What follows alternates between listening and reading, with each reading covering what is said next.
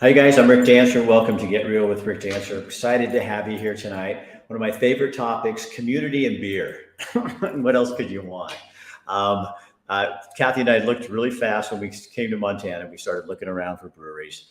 And one of the ones that's in East Helena, which is on the main road from I-90 to Helena, right as you come into East Helena is Missouri River Brewing Company. Super cool place. The interiors are just what you expect kind of in Montana. Woodsy and iron and steel and really cool stuff. And they have awesome beer. Well, over the last year or so, we first met Adam and his wife, one of the owners, and Adam kind of runs the show, the floor. And then at the gym, there's this guy and he's got this great goatee, and I want to go up and say something to him, go, hey, that's a great beer you got there. And I never did. And then I saw him one day in the back room, back with the big kegs at Missouri River. And I'm like, I said to Adam's wife, who is that guy? She goes, well, that's Scott. And I go, oh my gosh, he goes to my gym. So anyway, started talking to him, put this together, and we've got a great show for you tonight. So you're going to really enjoy this. They're going to talk about their brewery. They've only been doing this 2.5 years, and they're growing, and just kind of what they did, how they got there, how tough it's been. Our sponsors tonight, we can't do these shows without sponsors. We have Montana Oral Surgeons and Implant Center. And they're awesome people who love to support the community and love to support businesses like this who are out there serving people. Also, Chris Dental Family Dentistry and Denture Center in Eugene, Oregon. They're doing dentures now.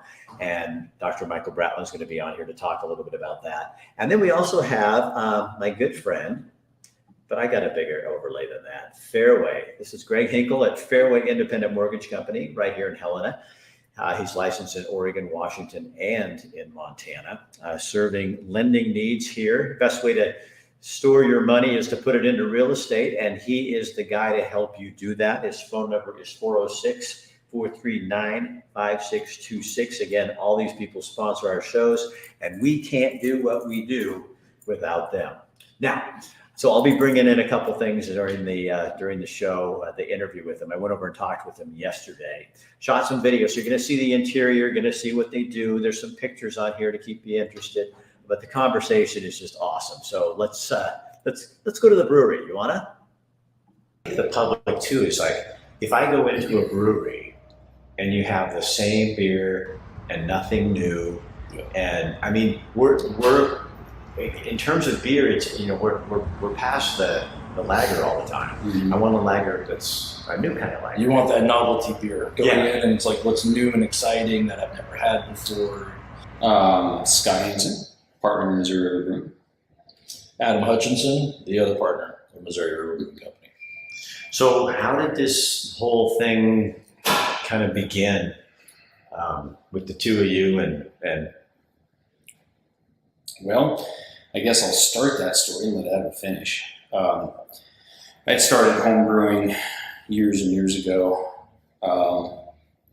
and was looking for an out from my previous career, and started investigating or trying to figure out a way to get into brewing or open up a brewery. And had a few false starts, and then met a couple other guys that were brewers. And very long story short, plans lined up. We ended up with a silent partner investor, and we opened this place. In the process, we figured that we needed someone that was very customer service orientated. So we brought Adam on board initially as our taproom manager, but he ended up being so good at his job that we brought him on as a partner. And then I'll let Adam take it from there. Yeah, that was during construction before we opened up. Yeah. I was up on scaffolding, and these guys came to me and said, "We want to partner you in." And it was a big deal because I was kind of just then getting introduced to the craft beer world, and so as I was learning about craft beer, I was trying other people's beer. And I was also trying Scott's beer, and there was a noticeable difference between what else was on the market. So I was very excited to be a part of this, but it was a very big risk. I remember getting home that night. My kids had I still have the card, but my kids had a chocolate cake for me and a card that said, "Congratulations, Dad, you earned it." And that was a big moment for us in our house because that was my opportunity to get away from the backbreaking construction that I was doing that had no end picture. So, And Scott, your background is the medical. Yeah, I come out of medical. How does that help you in terms of beer? So obviously, medical background involves a lot of biochemistry, chemistry, biology, microbiology, etc. And I used to, when I was a kid, my dad and I homebrewed, and this would have been back in the 80s, early 80s. And that was the days where if we got one batch of beer out of 5 that was drinkable and didn't blow up under the stairs or God only knows what, if you had one batch out of 5 that was drinkable, it was a good day, or a good batch, good whatever. And so that was something my dad and I did together for a lot of years. And I lost my dad at a pretty young age, and so it was something that I wanted to get back into. And so a good friend of mine, I told him that story, so he got me, would have been 10 years ago now, he got me one of those homebrew kits, and I used it once, and I started studying all the science, and it didn't take long to figure out that most of the science of brewing was what I already knew. And so I built this intricate homebrew system and just went nuts with it. I bought every reference text, studies that I could find in brewing. So it was a natural, it was a fairly natural transition for me. Don't you know you're supposed to put your crap on vibrate in situations like this? Can you believe that? Adam leaves his phone on, but it gives me the perfect opportunity to throw in one of our sponsors here. We want to thank the people at Montana Oral Surgery and Implant Center. Well, I'm Jason Fleshman. I am one of the co-owners of Montana Oral Surgery. I'm an oral and maxillofacial surgeon, and I've been practicing for almost 25 years. I mean, this is a big country. And then the people who are here wouldn't want to be anywhere else, you know? They'll die for their state. Who wouldn't want that? Who wouldn't want to live in a state where people are that passionate about where they live? I replaced teeth with dental implants. I removed cysts and tumors from patients' faces and jaws. I perform oral and maxillofacial trauma surgery, fixing people's broken jaws, cheekbones, eye sockets. Perform office-based oral surgery and anesthesia. I remove teeth. I replace teeth with dental implants. It's no joke. Yeah, you don't mess around. You don't put up with this harsh environment. This is like the last great place, personally. And you know, if you're not from Montana, you probably don't understand. But if you're here, you know.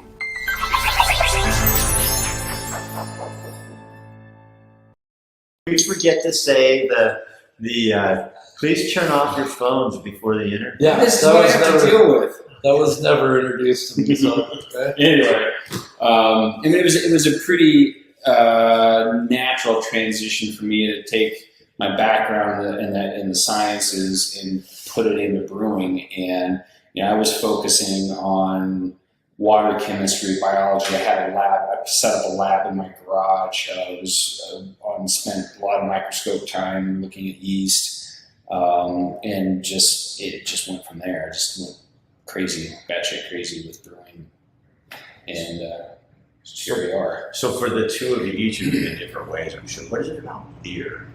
I mean, Oh, that's a good you know what I question. mean? I mean, not the fact that I love it, Right. but I mean, there's a lot of things about that make you who you are. Mhm. And for you, it's the science. For you, it's the relationship with people. Beer is that people. There's Yeah, also yeah. a substantial art to it. You know, I think we both kind of tie into the artistic expression of what we do here. There's like no limits. You can literally, it's a classic case of if you can dream it, you can make it. Okay, this is the best. This is my favorite. The oatmeal butterscotch. Right, Scott? That is your favorite. That is the word on the street. That is such good beer. You know, it's so much fun. There's a pumpkin slasher that we actually designed, brewed, and labeled and had packaged in less than 30 days. Yeah. I mean, it was, and it went over amazing. But it's fun. It's creative. You're able to create something and then get feedback from people. You know, you get validation from people that your creation was actually legit. I think one of the things that I would say we do well, because we have all the historic styles of beer. You know, we have the Amber Ale, Irish Red. You have all the British ales. You have the American IPAs. You know, we have all these kind of standard styles, which we like and we brew. But I think there's a new, I don't want to say trend, I think there's a new direction, if you will, that of experimenting with flavors. And it's like, what kind of a flavor combination can we put to one of these historic styles that we all like, we all brew, and we appreciate? It can create something new and interesting. And I think we push that boundary more than anyone. For example, you know, the pumpkin ale, which a lot of people are doing that, but we also have a chocolate hazelnut ale. We have a huckleberry blonde. We have cheesecake ale, root beer porter, butterscotch oatmeal stout, vanilla cream ale, the orange creamsicle. We're always kind of pushing those flavor boundaries. And, you know, the artistic / science aspect of it is, one, to pick that base beer. It's like, if we have an idea in our head for a flavor in a beer, we still have to create some kind of base, true to style, that is going to complement that flavor and let it stand out. And that's kind of a challenge. I think we really do well. And and it's fun to serve those beers. It's fun to have somebody come in that you may not see all the time, but every time they come in, they always say, "What's new?" And then you get to be able to display, try this, try this, try this. The girls behind the bar hate working with me because I sample every single beer to people because I want you to try all of them, because I want you to find that beer that you absolutely love, and it's a lot of fun. So Adam, for you, like with the crowd and the people and coming in here, do you feel like this is your living room? Like, people, you know what I mean? This is like my home for sure. We both slept here more than once. Yes, I have slept by the fireplace a time or two. Yeah. So, this is to kind of tie that into something else that you said earlier. Something about beer for me is that I know a lot of people have different reasons as to why they drink. For me, drink has always been about celebration. I am not somebody that when I get depressed or upset that I turn to alcohol. Alcohol has always been for celebration. So having people come into our household, it's always a celebration. It's great. People love what they're doing, and we love hearing that they're having a great time and that they're enjoying every aspect of what we do here, whether it be the environment, the food, the beer, the customer service. So talk to me about, because 2 years, you guys you're really kind of babies at this. I mean, 2.5 years old, yeah. And how do you get that good that fast? And this, I mean, people, you said, when people walk in here, you think you're on the caliber, and I don't mean beer-wise, I just mean business-wise. That's Lewis and Clark, Kettle, all these bigger breweries. Until today, when you said that, I thought you were, I mean, you created a mirage for me, Yeah.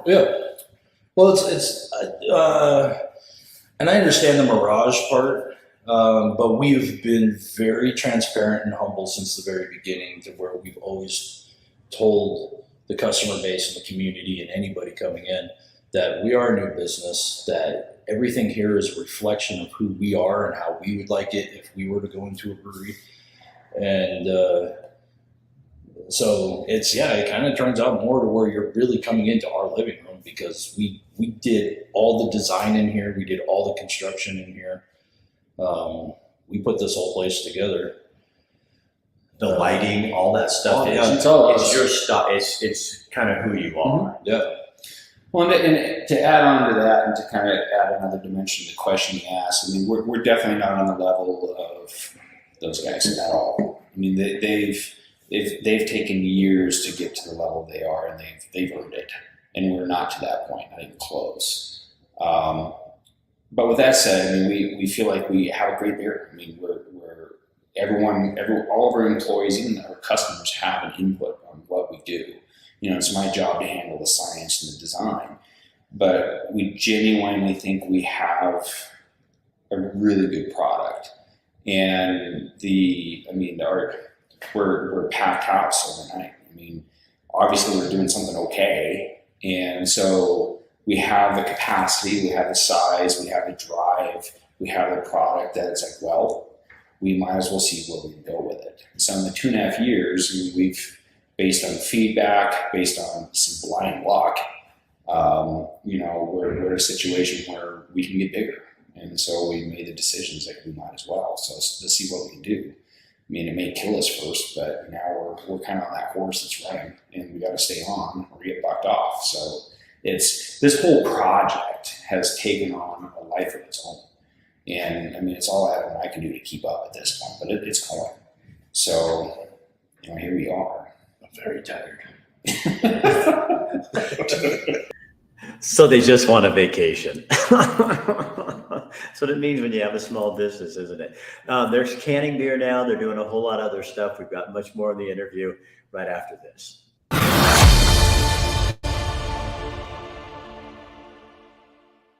This guy's really good. Shannon is the best denturist I've ever seen. He was coming in on Fridays, and now he's coming on Fridays and Monday. But everybody that leaves with him, he always has me come. He goes, "Come here," because I'll come in on Fridays. He was like, and they look absolutely beautiful. The patients, there's hardly any redos. Like I wish, and I probably will advertise a lot just to get him some momentum. But he is so good. He's the best denturist I've ever met. Yeah, his outcomes, because you make denture and they don't fit very well, they don't look very good. He's awesome. Not only does he take the impressions, there's a lot of art to taking impressions, but he also makes the dentures. He's fantastic. I love having him. He's made my life a lot easier because I don't have to worry about dentures anymore.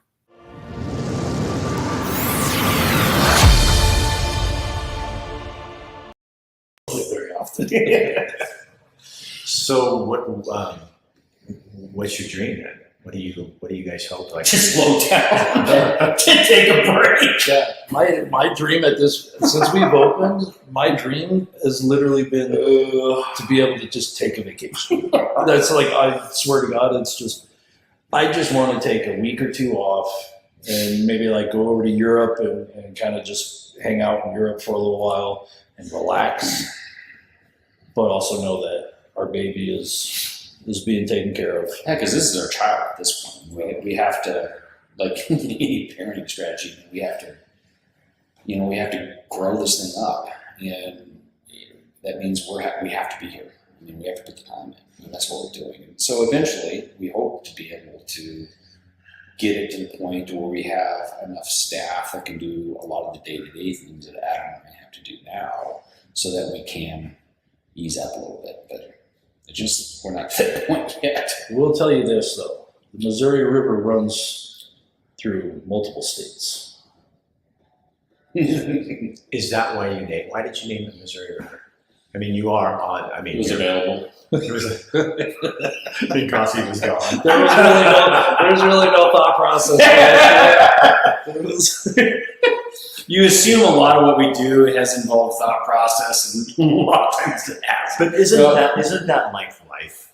But I mean, it is. We're not. It's not a wrong statement, though. I mean, when we were brainstorming, trying to come up with an idea for a name, I mean, some of the names were cliche, and then there were others that most of them were just taken.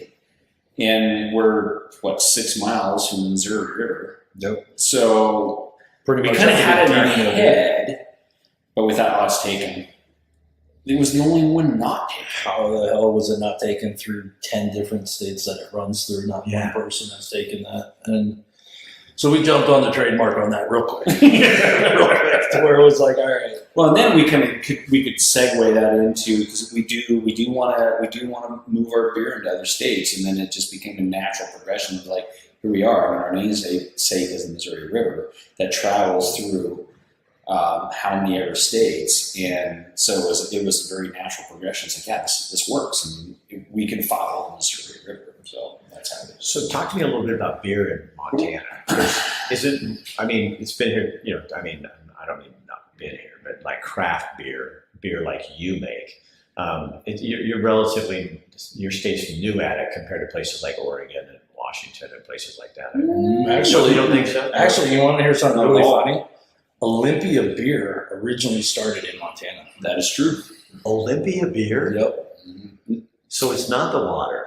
It is And the water. It was the water, actually. It was 100% the water, and that's why they call it the Olympia beers, because they wanted that Olympia What water. started in Butte, right?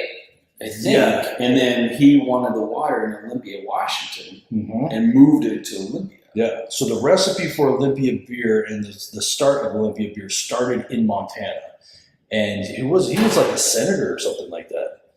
I can't remember the whole story. Oh, it was a really fabulous story. But the guy literally picked up his operation, went to Olympia, Washington for the water quality, brewed the beer, and then it started getting out. And then and it wasn't even called Olympia beer at that time. But the reason why it turned into Olympia beer is because the people, Easy for you to say. yeah, the people said, we want that beer from Olympia. So that's when it turned into Olympia beer. But yeah, actually, Montana. I mean, I think Bayern is the oldest. Bayern is the oldest. 1990. Still functioning. This is correct. Yeah. That's a very because I mean, Helena had I think 5 breweries back in the day, back in the 1800s. Now, brewing in Montana, Montana is it's a solid history.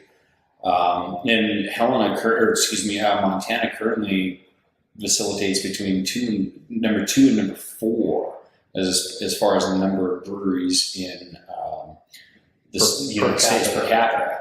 We're one of the biggest malt producers in the United States, and we are the third. I think now the 3rd or 4th. Probably gonna be wrong, and someone's gonna be like, "You're freaking wrong."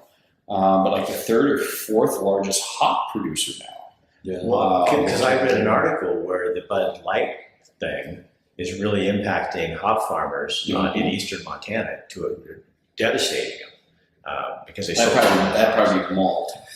It's mostly malt, but I mean, I don't know. That's hard because those guys contracted. So I mean, they grow the malt and it's all contracted to sell off to AB, and so it's a risk you take though when you contract and you put all your eggs in one basket. Yeah. So, And I would say Montana, I mean, we go through a lot of brew fests and whatnot. Just to kind of finish answering that question, that you go to Brewfest and you have breweries from all over the state, and it's hard to find a bad beer. I mean, the quality of beer coming out of the state, and there's new startups, these small new startups. Oh my gosh, they're putting out amazing beer. yeah.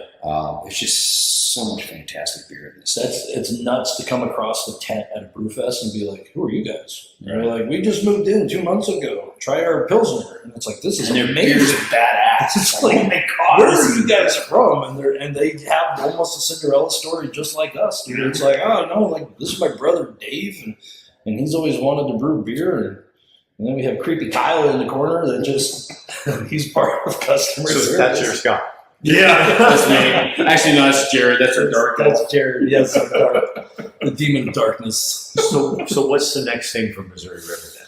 You're canning down. You are selling it to stores. Yeah. So that's fairly new, right? Yeah.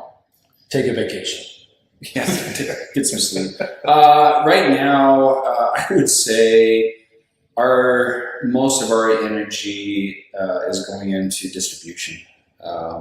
We just released a new beer in the market, the Butterscotch Oatmeal Stout, which happens to be one of your favorites. Oh, mine on the street. Yeah, mine right now.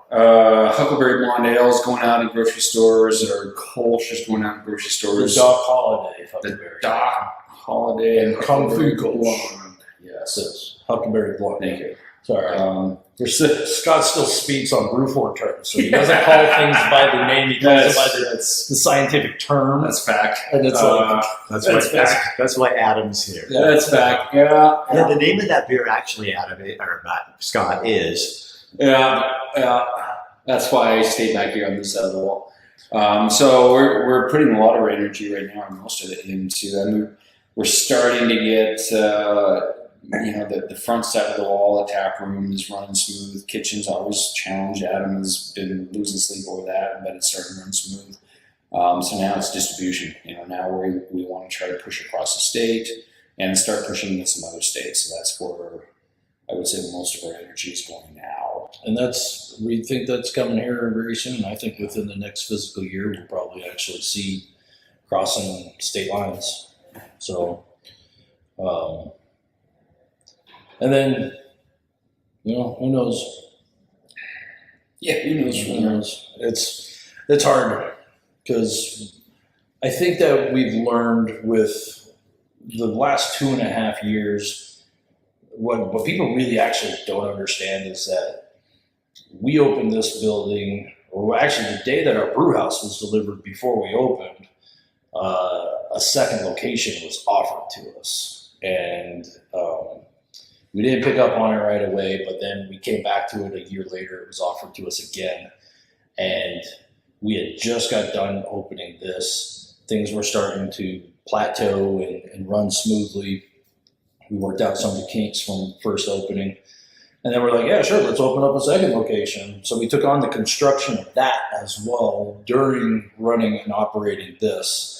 Opening kitchen. We opened that first. And then we were open over there for 30 days when we found out that the original renters of the kitchen were moving out. And they gave us a 3-day notice. So instead of actually renting the kitchen back out to somebody and taking a risk that they were going to flake out on us there, we decided, well, we'll run the kitchen ourselves. So then we took on the kitchen. And then we signed on to the distributor. Yeah. So for the first 2.5 years of actually of opening this business and being functional, we have been nonstop with projects going on behind the scenes and getting other things launched, such as the kitchens and second business and distribution. So when we say like, what's next, we've literally learned like what we have going on with us right now is very nice right now. Let's just keep it this right now. Let's get comfortable. We don't plan much. No. This conversation this strike up, we're probably going to think of something tomorrow. Be like, let's go do this. Shit happens and we just go. It's like, oh, let's do this. Okay. But is that what's fun about because you had former careers and now this is like something completely different and you're doing what you love. And I think, Adam, it sounds like you're doing what you really love. Yeah. And so, because people don't understand when you own a business how much it really is. You said it was a child, and you put more work into that, and it's exhausting. But you're always still smiling out here. Oh yeah. And Scott doesn't really smile. He doesn't really smile. But he keeps making more beer. Yeah. And that's just what we want him for. Yeah. Just make the beer. That's all he's good for. Make the beer and shut up. No opinion. So what's the thing you want Montana to know about your beer and what you do here? How do you define it as, to set you apart? I mean, you're obviously apart from different breweries and stuff, but what makes yours like? So I have two answers. I'm going to let Adam answer from the front side, and then I'll answer from the back side. Okay. That's a good question. I think that the number one message that I've always wanted people to know about Missouri River Brewing Company is that the beer made here and the times made here come from the exact people that are coming in here and hanging out. We are just like everyone else. We did not start this to become millionaires. We do not sit up in our office and type away on the computer. We get in, we work hard, and Adam's on the grill a lot. He's in the kitchen filling in. So it's I don't know if there's a lot of catchphrase or anything, but it's good beer made by good people from the neighborhood. You know, we're just local dudes that we've done construction. We put our time in. We're blue collar dudes, just like everyone else in here, sitting down and drinking beer. So, From my side, I would say, on the backside of the production side, we put an inordinate amount of effort into science and chemistry and biology, just to do the best we can. I mean, we really take pride in being able to put out the absolute best product that we can. It doesn't always work out that way. There's beers that we will drop down the drain. It's like, this isn't our standard, so it's going to go. So it goes away. And then I sit down and I rework it. And then we also are the brewers, and we take the input from those guys. They have input on what we do. Our customers, our staff, Adam, and we're all putting our heads together to come up with new ideas. And then we just crunch it all down into the process and the science of like, what kind of crazy shit can we do now? And then we come up with something new and interesting. It's like, whoa, I never thought about it. So we're always trying to push the limits of quality and interestingness, and then everyone's a part of it. Our whole crew is a part of it. So is this to remind you when you're having a bad day that science is what matters? Yeah, So you really truly follow the science. I do. That's how my brain works. That's all I got. All right. Well, thanks you guys for sitting down talking to me. Yeah, absolutely, man. Thanks. I'm going to see the brewery, but open hours when you're here. Let people Every know. day. 7 days a week from 10 a.m. to 8 p.m. is our serving time. But if you're able to grab a beer before 8, you can stay till 9 and hang out. That's what I do. That's right. Yeah, it's interesting because in Montana, the breweries, most of them have to close at 8. That's just a rule, a law. There's a lot behind it, but we won't get into those details. I want to thank Montana Oral Surgeons and Implant Center. We're happy to have them as sponsors. Chris Dental Family Dentistry in Eugene, Oregon. We're glad to have you on board. And Fairway Mortgage. Oh, man, great. We're glad to have you in our company. He was so handy the other day when Biden did what he did with credit scores. Greg was right there for me to do a show with. That's what we appreciate. All right, share this on your page so other people know that Montana is big on beer and just kind of how small businesses operate. It's a great story. And I will see you, going to be at a conference next week in Nashville, but all of our shows are recorded and they're all awesome. Opening the primary in Oregon. We've got Education First in Oregon. And we're going to talk about Greater Idaho next week in Oregon, where they're going. They're moving up in the scale. People are starting to talk even more about them. So we'll have all those shows for you Tuesday, Wednesday, and Thursday of next week. And then I'll be back live the following week. All right. Have a good week. See you later. Good night.